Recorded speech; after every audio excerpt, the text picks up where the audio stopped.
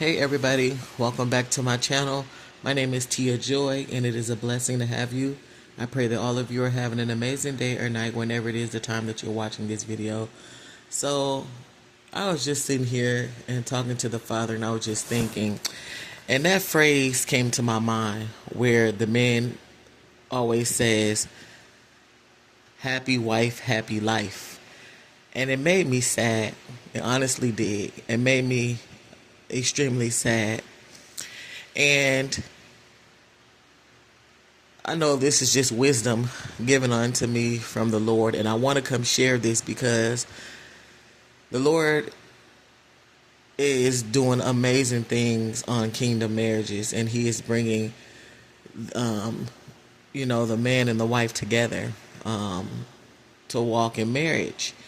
And this is very important, and I want you women to listen up, okay? Listen up very closely. This is nothing to get offended about, but if you want to be a wife, okay, this is very important. So the phrase happy wife, happy life, it made me extremely sad because it's not only about the wife, it's about the husband as well. So I want to change that phrase, happy wife, happy life, to happy husband and wife, happy life. The husband is a covering over his wife, and the wife falls into submission as being a helper to her husband. And the only way the husband can fully do his job of being a great husband and being a covering over his wife is if she is falling in submission and being his helpmate. Now, this is no form of control or manipulation. That is not of God. But the man truly has to be happy as well. And when the man is happy, and we're talking about a full man, okay, not a little boy, a man that knows his position as being a covering over his wife, right? The man that's the head, okay? And the only way that the wife, well, I'm not to say the only way, but the man being happy, genuinely happy, right, will make his job a lot more easier to do what he is called to do on behalf of the Father. And what's coming to mind is slow to speak, slow to anger, and quick to listen. And that's for both parties. But us women can be mouthy, and we can nag a lot. Come on, somebody. I know that I wasn't the only one. And I've worked a lot on myself concerning these areas. When we feel as if when we were in communication with our persons, right? Or in past relationships, wherever you fit in at, I'm just speaking in general, that you can attest to at times being in those relationships where you were mouthy, or when you nagged or complained, it did not help the person that you was with. As you know, they began to be aggravated and frustrated, and they will either shut down, become angry, and the situation was never solved. One thing I had learned to do is to take everything back to the Father, because He could fix something. And I mean, the Father be working quick. To take it back to the Father in that secret place, as we are told to do anyway, so-called family and friends, they are not supposed to be a part of this. Okay? That's not who you take the problems or issues to. You take it to the Father because He knows how to fix it. And surely the Father will fix it. He will place it on your person's mind. And as well as your person taking everything back to Father of something concerning you, the Father will put it on your mind. The Father will surely fix the situation without it being chaotic or negative. About when a person would bring an issue or something up to me, I will always have something to say about it. And what I have learned is it doesn't make everything to be true that the person was saying. It was how they felt. And instead of me always having something to say about it, that was my time to really sit there and listen, take in what they are saying. And that was the moment that I should have said, well, what could I do to help the situation from you feeling that way? Instead of being defensive, right? That defense mechanism. Or instead of being offended by something they had said. I've learned a lot on this journey that when a person has something to say, especially concerning your person, both parties are I'm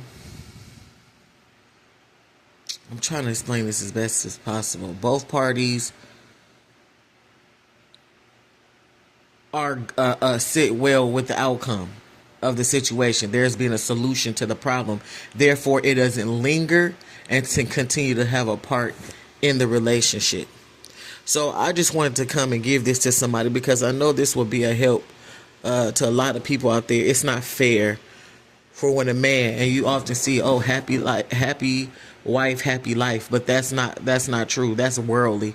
It's happy husband and wife, good life, because both matter. The man and the woman, the husband and the wife matters. It's a team, and the wife can not only be happy. Then where's that leaving the husband? Having the weight on his shoulders, a feeling like he has to do everything to keep his wife happy. Whereas, what is the wife doing to keep her husband happy when she is the helpmate?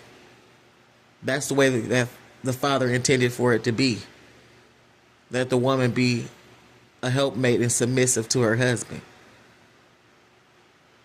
And so I just wanted to come share that with somebody, and that just brought tears to my eyes because it's really sad when I see things on TV or I hear men say, a person asks them a question or how you keep your marriage up, and they'll say, how you guys been married for so long, and the husband will say, and if you see that he's speaking with his mouth, he'll say happy wife, happy life, but in his eyes you see something different. You see a man, oh Father God, I get emotional.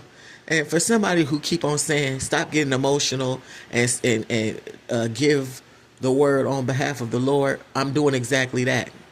I'm a person that feels other people's emotions, and I have a heart as well.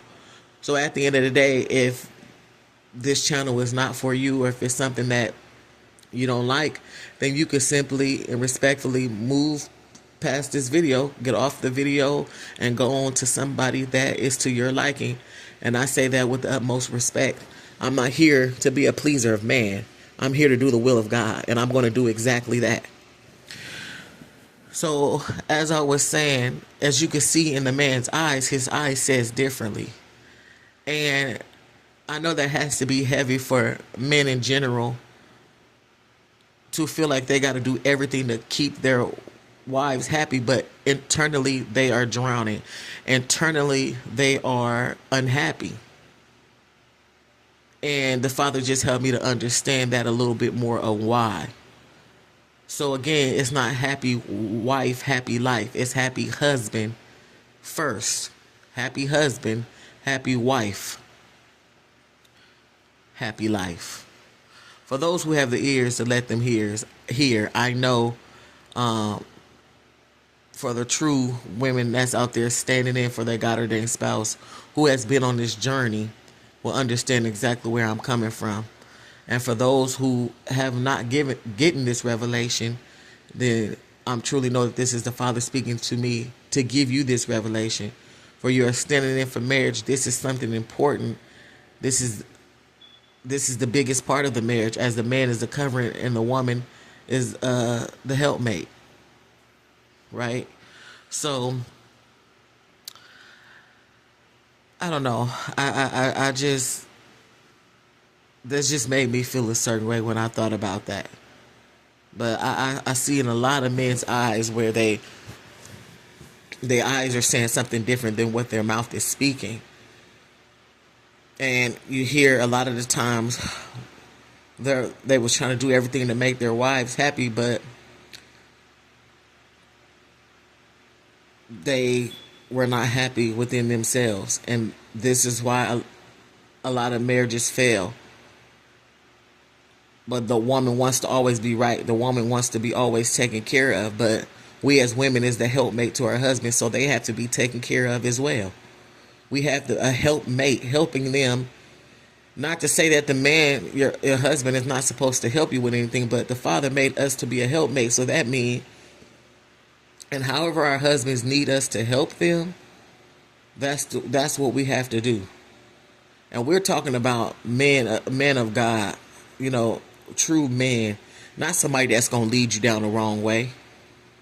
If a person with you with that's having trust issues and stuff, then you need to evaluate your own heart posture and continue to stay close to the Lord to figure out what things that need to be worked in you for why you are having trust issues, and if you are actually standing for the right person.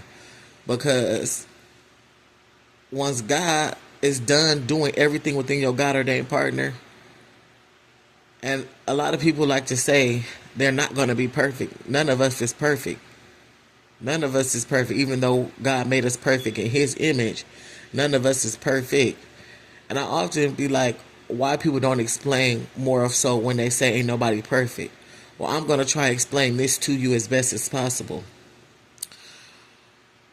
I believe when people are saying nobody is perfect, because we go through so much, and us women who are standing for these men, and I'm going to speak the truth for myself, that we are looking for the man to come back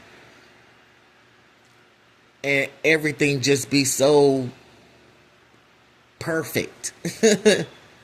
But that's not ideal, because we are in flesh and we are human beings, and therefore we're not always going to get things right. But at the end of the day, if you are a team and both people are standing in their position, then we will overcome every obstacle that is in our way. Okay? So, but with that being said, there should be a lot of changes to where you see within the person that they are not the same, but it is still a work in progress. I had to even keep it real with myself and say that, like, Lord, forgive me, because I was in that way of thinking before, where I'm just like, no, no, no, no.